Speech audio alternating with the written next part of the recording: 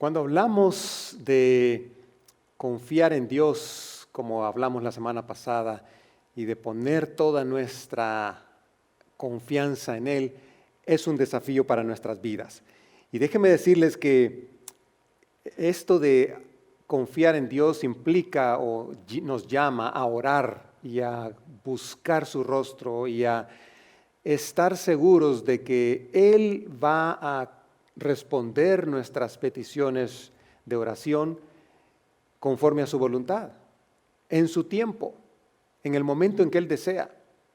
Y nuestra impaciencia a veces nos hace desesperarnos y ponernos nerviosos y querer ayudarle un poquito a Dios, lo cual no es bueno. Tenemos que aprender a confiar en Él. Hoy, esta mañana, vamos a hablar de algo todavía mayor, un paso de fe mayor a esto de confiar en Dios. Y es a creer que Él puede hacer mucho más. Que piense usted en esto. Él, o sea, Dios, puede hacer mucho más. Mucho más de lo que yo pienso, mucho más de lo que yo espero, mucho más de todo lo que en mis anhelos está con respecto a lo que tengo expectativas acerca de Dios. O incluso de mí, de la vida y de mi familia y de los que me rodean. Él puede hacer mucho más. Ahora yo le pregunto esta mañana algo y quiero comenzar con esta pregunta. ¿Qué le pediría a Dios si usted tuviera que orar por sus hermanos, por su iglesia en estos momentos? Si usted tuviera la oportunidad de orar en estos momentos por su iglesia, por sus hermanos, ¿qué le pediría a Dios? ¿Salud? ¿Prosperidad? ¿Trabajo? ¿Cuál sería para usted su petición delante de Dios? Hoy vamos a ver en el pasaje de Efesios 3, versículo 14 en adelante, vamos a ver en esta última sección de toda esta parte teológica que hemos visto, donde hemos aprendido acerca de quiénes somos, hemos aprendido acerca del poder de Dios, hemos aprendido acerca del propósito y el misterio de Dios y cómo Dios reveló esto de que judíos y gentiles podían estar juntos. Esta sección termina ahora antes de pasar a una parte práctica. Y aquí Pablo en esta carta ha hecho varias oraciones ya. Ahora vamos a hablar de una oración. Y Pablo, al escribirle a la iglesia de Éfeso, y obviamente este mensaje llega a nosotros, al escribirles a ellos, les muestra que Él está intercediendo a Dios por ellos, que Él está orando por ellos, que Él está pidiendo a Dios por ellos. Eso es lo que dice en el versículo 14 y 15. Por esta razón me arrodillo delante del Padre, de quien recibe nombre toda familia en el cielo y en la tierra. Por esta razón, por esto que ustedes son, por esto que ustedes han pasado, han vivido, por esto que ahora ustedes entienden este misterio, esta nueva identidad, esta nueva creación, nueva humanidad que ustedes son, esto que ahora se llama iglesia, yo doblo mis rodillas delante de Dios. Y el apóstol Pablo va a hacer 3 peticiones por la iglesia de Éfeso, que son 3 peticiones que deberían ser nuestras peticiones por nuestra iglesia hoy día. Así que yo quiero mostrarle en esta mañana, quiero mostrarle las peticiones que el apóstol Pablo está escribiendo, inspirado por Dios, pidiéndole a Dios por la iglesia. Recuérdese, él está en la cárcel.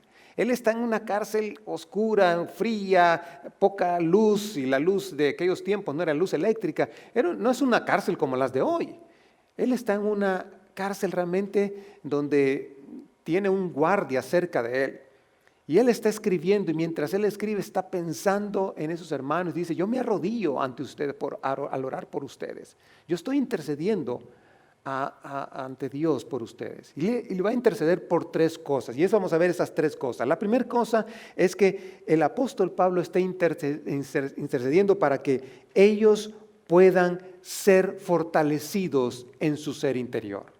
Mire lo que dice el versículo 16 y 17. Le pido que por medio del Espíritu y con el poder que procede de sus gloriosas riquezas, los fortalezca a ustedes en lo íntimo de su ser, para que por fe Cristo habite en sus corazones. Yo le pido al Señor, dice Pablo, que ustedes puedan ser por medio del Espíritu Santo y con el poder de Dios, que ustedes puedan ser fortalecidos en su ser interior. Y esta palabra fortalecido quiere decir ser fuerte para vencer la resistencia. Pablo le está diciendo, yo quiero que ustedes sean fuertes para enfrentar cuando hay resistencia. Significa también ser vigorizado o ser corroborado. Pablo dice, yo quiero y le pido al Señor que ustedes puedan ser fuertes, que ustedes puedan ser creyentes fuertes, que puedan enfrentarse a la resistencia con fortaleza, una fortaleza especial. Ahora, él habla de que Dios los fortalezca en lo íntimo de su ser. ¿Qué es eso íntimo de su ser? Bueno, es su ser interior, obviamente, pero él dice, hay tres cosas que son importantes en esto. Uno es que esto va a ser a través del Espíritu, con su Espíritu. Segundo, que va a ser conforme a sus riquezas en gloria, las riquezas de Dios en gloria. Y tercero, que va a ser con poder, con el poder de Dios. No es un poder de ustedes, no es una fuerza que viene de ustedes, viene de Dios. Por eso necesitamos al Espíritu Santo. Por eso ustedes lo van a hacer conforme a esas riquezas de Dios, porque Dios les ama tanto. Y Dios desea que ustedes enfrenten, allá en lo más íntimo de su ser, que ustedes enfrenten la vida, la nueva vida a la que Él les ha llamado. Entonces está diciéndoles, yo quiero que ustedes, yo le pido a Dios por ustedes, para que sean fortalecidos, para que ustedes tengan esa fortaleza, ese vigor para enfrentar cuando hay resistencia, porque el enemigo va a poner resistencia. Entonces se trata aquí de transformación, una transformación que es fundamental en el carácter, en las actitudes, en los valores y en las motivaciones del creyente. Pablo está diciendo que esa transformación para ser conformado a la imagen de Cristo solo puede obrarse a través del Espíritu, en el ser interior. Comienza desde adentro y va hacia afuera. Dios nunca nos cambia de afuera hacia adentro. Dios siempre nos cambia de adentro hacia afuera. Dios siempre quiere la transformación que venga de adentro hacia afuera, del corazón, de lo más íntimo del ser. Dios quiere que nosotros seamos transformados desde adentro hacia afuera. Porque muchos tienen cosas afuera que parecen buenas, pero su ser interior está, como dice Jesús, en el corazón se guardan las amarguras, los rencores, las maldiciones y todo eso. Aquí Jesús, el apóstol Pablo respalda lo que Jesús dice, diciendo que la transformación viene en el carácter, en los valores, en aquellas cosas de la vida. Y se necesita el poder del Espíritu Santo, se necesita en las riquezas gloriosas de Dios para que obren en nosotros. Así que esa es la primera petición de Pablo, que ustedes puedan ser fortalecidos en su ser interior. Pero hay una segunda petición. La segunda petición es que conozcan las dimensiones del amor de Cristo. Que conozcan las dimensiones del amor de Cristo. ¿Tiene el amor de Cristo dimensiones? Pablo dice que sí. Mire, versículos 17 al 19 dice, y pido que, arraigados y cimentados en amor, puedan comprender junto con todos los santos, y ahora son todos los creyentes, todos judíos, gentiles, con todos los santos, cuán ancho y largo, alto y profundo es el amor de Cristo. En fin, que conozcan ese amor que sobrepasa nuestro conocimiento. No vamos a alcanzar a entender todo ese amor. Es ancho, es alto, es profundo. Puede llegar a dimensiones que nosotros jamás habíamos pensado o jamás habíamos considerado. Y él dice, yo les pido al Señor que ustedes estén arraigados y cimentados en ese amor. ¿Qué significa arraigados? Arraigados, lo que está haciendo Pablo aquí es usando una figura del lenguaje agrícola que se refiere a un árbol que es bien alto, pero sus raíces son profundas, profundas y profundas y buscan muy por debajo de la tierra el agua y el alimento para sostener la vida y producir fruto. Así también nosotros como creyentes debemos tener nuestras raíces bien profundas en el amor del Señor, en ese amor que es alto, ancho, profundo, largo. Pero también usa la palabra que seamos cimentados. Y esta también es otra figura, que en este caso es una figura arquitectónica y se relaciona con un edificio que tiene una fuerza, una solidez y permanencia porque tiene un excelente fundamento que cualquier temblor no lo va a mover, cualquier viento no lo va a mover. Es un edificio que está bien fundamentado y las raíces y los cimientos no se pueden ver, pero su fuerza se conoce en el árbol por lo verde que está y en el edificio por lo fuerte que es. Hoy que vivimos en una ciudad donde se construyen muchos edificios, aquí en Austin hay mucha construcción de edificios. El centro de Austin es increíble cuántos edificios muy altos hay. Pero si usted va o ha pasado en algún momento por el centro de la ciudad, se da cuenta de que antes de hacer el edificio están haciendo un hoyo muy profundo, porque esos son los cimientos. Y entre más profundo sea, más alto el edificio va a ser. Entonces, la idea del apóstol Pablo es nuestros cimientos, nuestras raíces deben estar bien profundizadas en el amor del Señor, de manera que nosotros podamos reflejarlo, mostrarlo a otros y dar a conocer ese amor, porque es ancho, es profundo, es alto, es grande ese amor. Solo cuando tenemos el amor del Señor podemos amar de una manera diferente. Yo no sé cómo ha sido su experiencia en el pasado, pero muchos de nosotros no sabíamos cómo amar de una manera incondicional y diferente. Pero ahora en Cristo podemos amar. Por eso perdonamos más y por eso tenemos más gracia con la gente. Jesús dijo estas palabras en Juan 13, 34 y 35. Dice, este mandamiento nuevo les doy, que se amen los unos a los otros, así como yo los he amado, también ustedes deben amarse los unos a los otros. De este modo, dice Jesús, toda la gente alrededor sabrán que son mis discípulos si se aman los unos a los otros. Ya Jesús, antes que Pablo, había estado hablando del amor, el amor como el centro, la base, el fundamento para nuestras relaciones. Y ahora que Pablo está presentando ese nuevo misterio que es judíos y gentiles formando un nuevo pueblo que se llama la iglesia, el amor viene a ser fundamental, fundamental. Por eso debe ser profundo.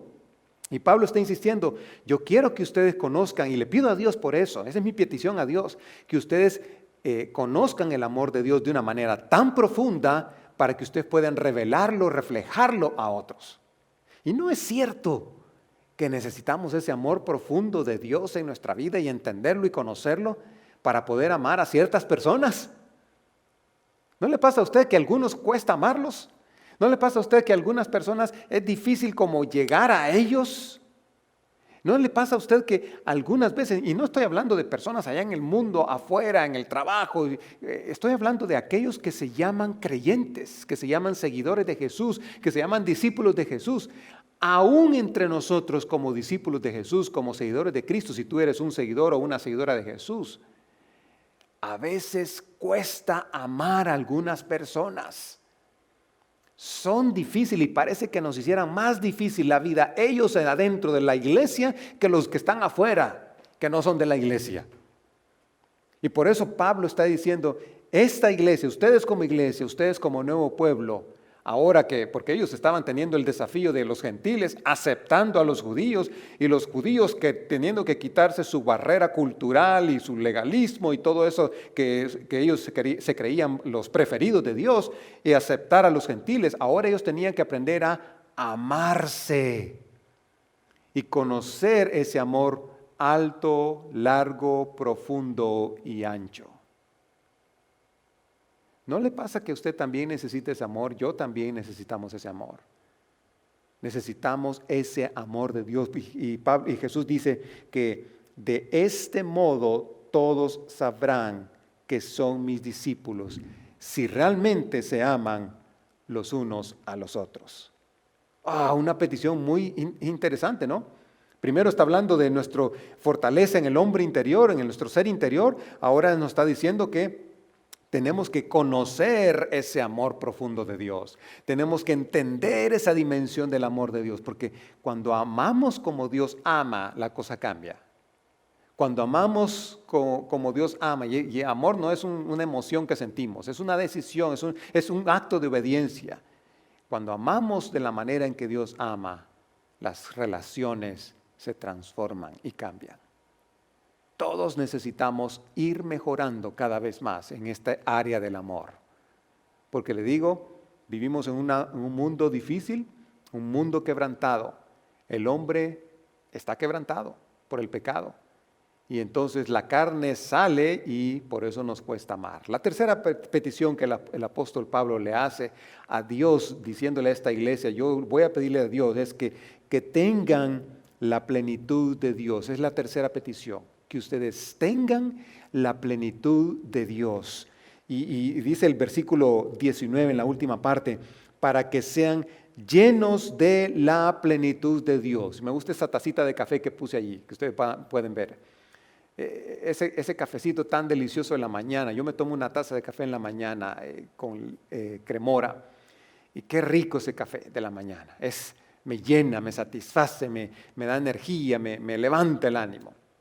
Y es cuando tomo mi Biblia y empiezo a platicar con Dios, a conocer de Dios, a orar, y estoy tomándome esa tacita de café que me llena. Eso es la plenitud de Dios, cuando nos llena, pero la plenitud de Dios tiene que ver con que Dios llena nuestra vida integralmente. Él quiere que conozcamos y que manifestemos al máximo su presencia, que manifestemos su carácter, que manifestemos el control de Cristo en nuestras vidas.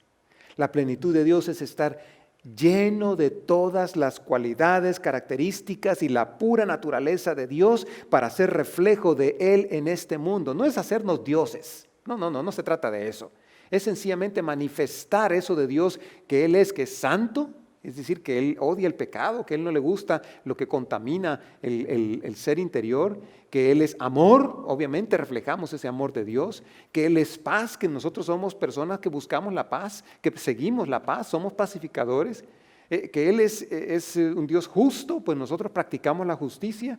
Entonces, la plenitud de Dios es todo eso, es experimentar la excelencia y perfección moral de nuestro Dios, ya que solo Cristo realmente tiene la plenitud de Dios, la plenitud de la deidad.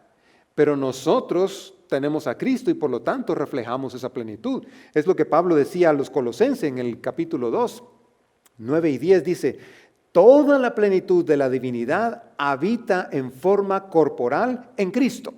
Cristo retiene toda esa plenitud de Dios. Y en Él, que es la cabeza de todo poder y autoridad, ustedes, o sea, los creyentes, han recibido esa plenitud.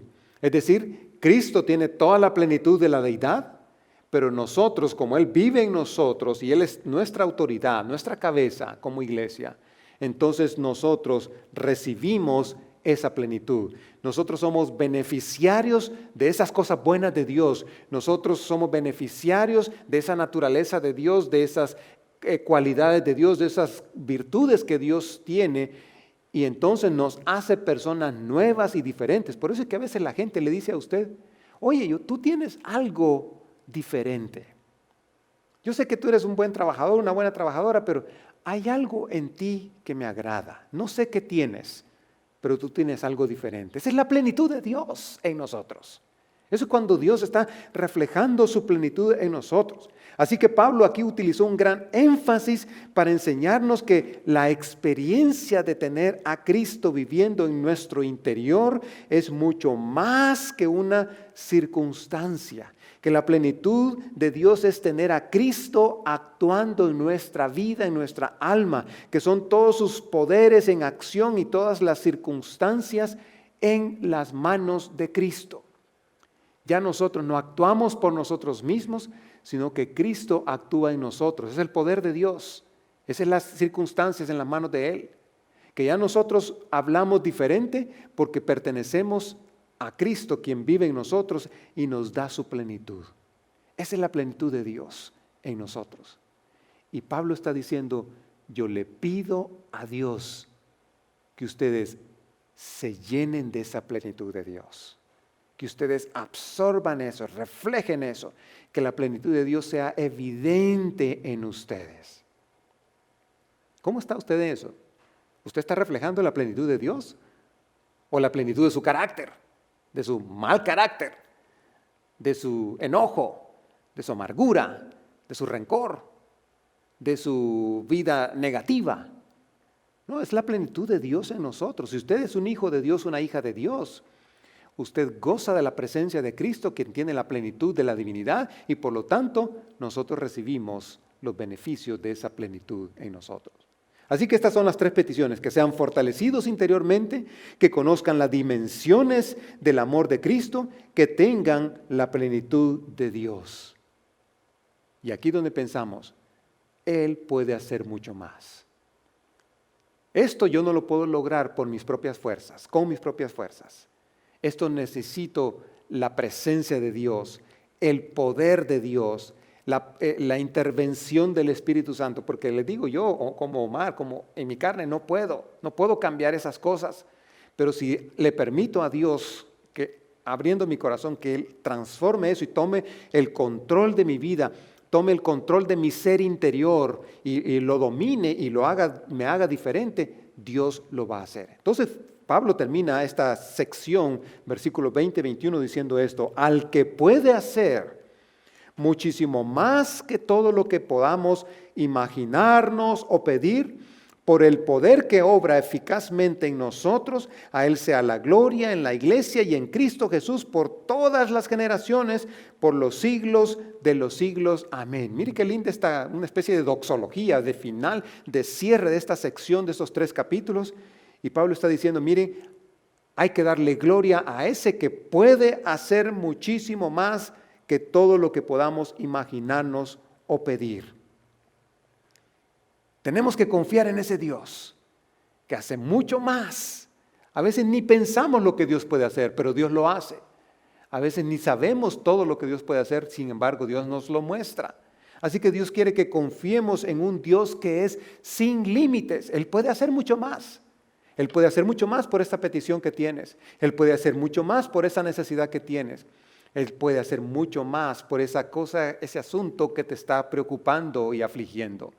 Él puede hacer mucho más. Tú necesitas confiar que Dios no tiene límites, es un Dios sin límites. Así que si es un Dios sin límites, Dios puede hacer mucho más de lo que entiendes o imaginas.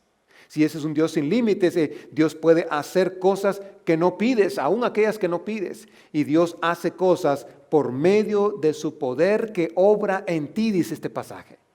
Es el poder de Dios obrando en ti. Es la manifestación de Dios. No entendemos todo, no comprendemos todo, ni siquiera nos imaginamos todo. Esa palabra cuando dice ahí que Dios puede hacer mucho más, abundantemente, dice en algunas versiones. Es difícil traducirla porque tiene que ver con algo que es sumamente abundante, como que dijéramos abundantísimo. Es una palabra difícil. Pero hay demasiada abundancia que no entendemos y no podemos imaginarnos. Pero Dios puede hacer cosas como esa, aún cosas que no le pedimos a Dios. Usted no ora está cada día diciéndole, Señor, permíteme que pueda respirar yo esta mañana o este día. No pedimos, lo damos por sentado. Señor, te pido que yo pueda abrir mis ojos y pueda ver. No lo pedimos. A veces le damos gracias a Dios por eso, pero muchas veces no pedimos por eso. Igual, hay situaciones en la vida de personas que han conocido al Señor que no les pedimos a Dios por ellos. En nuestros hijos, en nuestra familia, en nuestro trabajo. Cambios y cosas que vienen que no le pedimos a Dios y Dios las hace. Dios quiere obrar y dice que Dios quiere obrar por medio de su poder. Mire cuántas veces en estos capítulos de Efesios nos ha hecho énfasis del poder de Dios, el poder que actúa de Dios en nosotros. Así que nuestro corazón es incluso inadecuado para comprender el significado real de todo lo que Dios puede hacer en nuestro interior si estamos llenos de su plenitud, mucho más abundantemente de lo que nosotros podemos imaginar. Es decir, eso es increíblemente abundantísimo. Debemos entonces pedir, pero no siempre entenderemos cómo y qué es lo que Dios va a hacer. Él responde no de acuerdo a nuestro pedido, sino de acuerdo a su entendimiento, porque Él puede hacer mucho más. Dios no tiene límites. Tú y yo sí tenemos límites, pero Dios es sin límites. Él puede hacer mucho más. Él puede hacer mucho más. Ahora la pregunta para ti esta mañana es, ¿puedes decir con seguridad que Él puede hacer mucho más? ¿Tú crees eso? ¿Que Dios puede hacer mucho más en tu vida?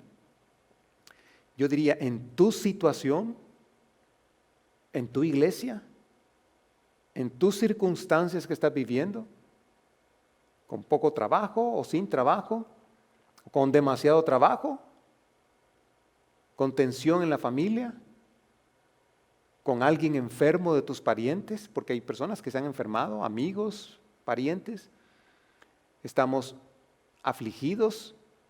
¿Tú crees que Dios puede hacer mucho más?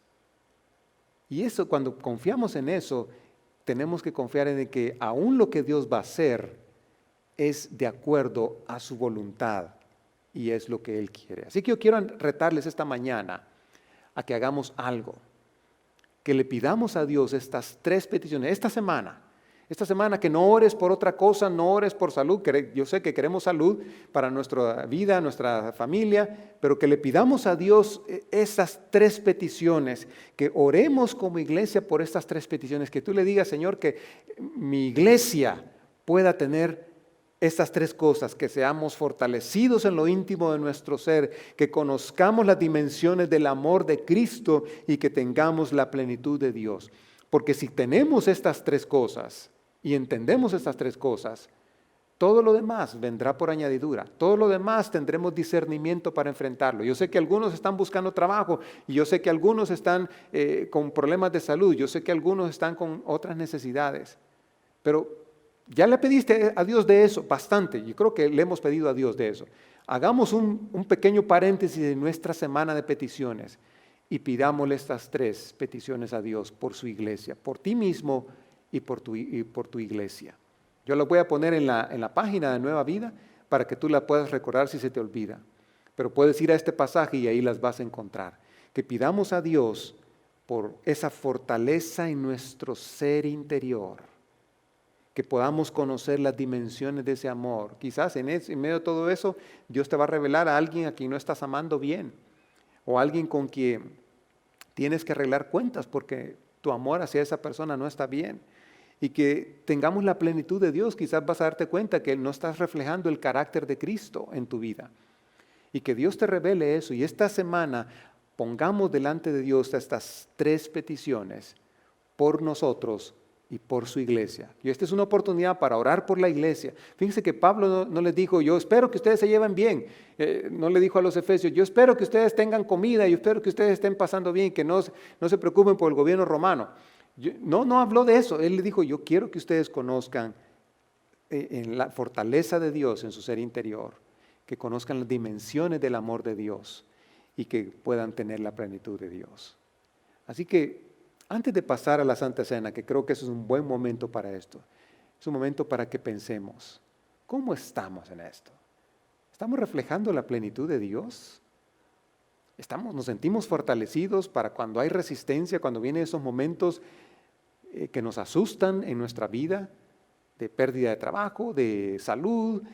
Me voy a enfermar de este virus, me va a pasar esto a mí, le va a pasar a uno de mis niños, van a abrir las escuelas y esto va a ser un pánico para la familia. Y nos preocupa esto, pero que Dios nos dé la fortaleza para enfrentar esas preocupaciones y no hacernos los simples y los indiferentes, sino para enfrentar esto con la actitud correcta, que es lo que Dios desea.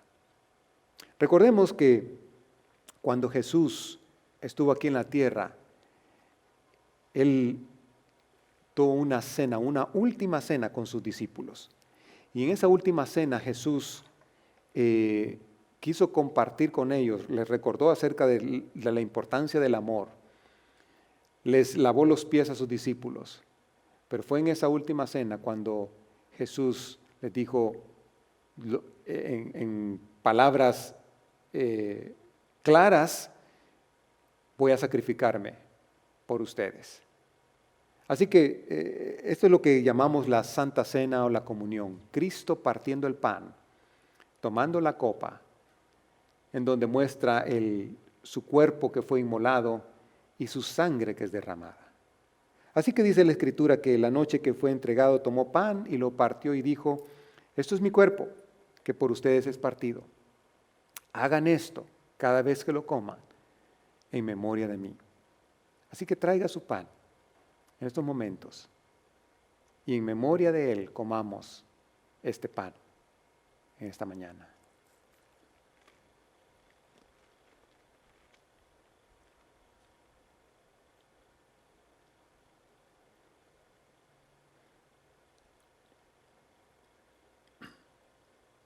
Dice la Escritura que después de haber cenado, tomó la copa diciendo, esta copa es el nuevo pacto en mi sangre. Cada vez que lo hagan, háganlo en memoria de mí. Y cada vez que coman este pan, dice, y beban esta copa, la muerte del Señor anuncian hasta que Él venga. Bebamos la copa en memoria de Él.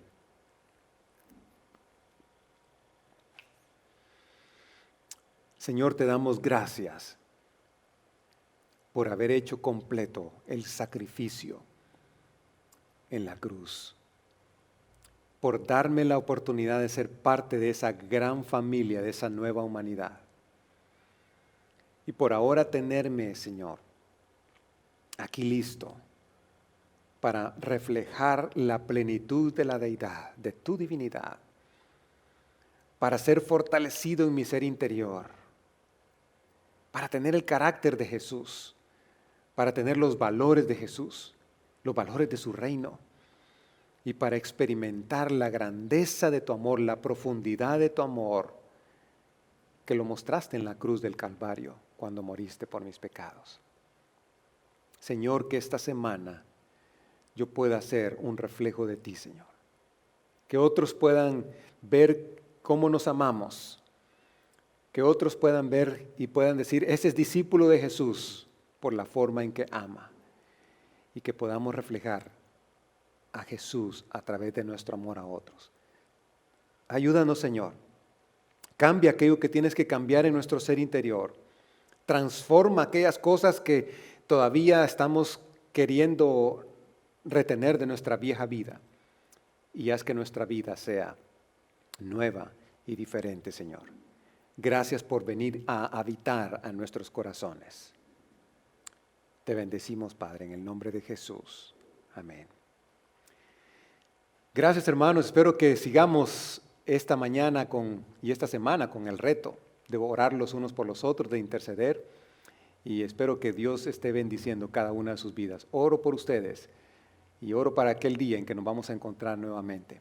Vamos a dejar un tiempo ahora para los niños que disfruten el siguiente video. Dios les bendiga.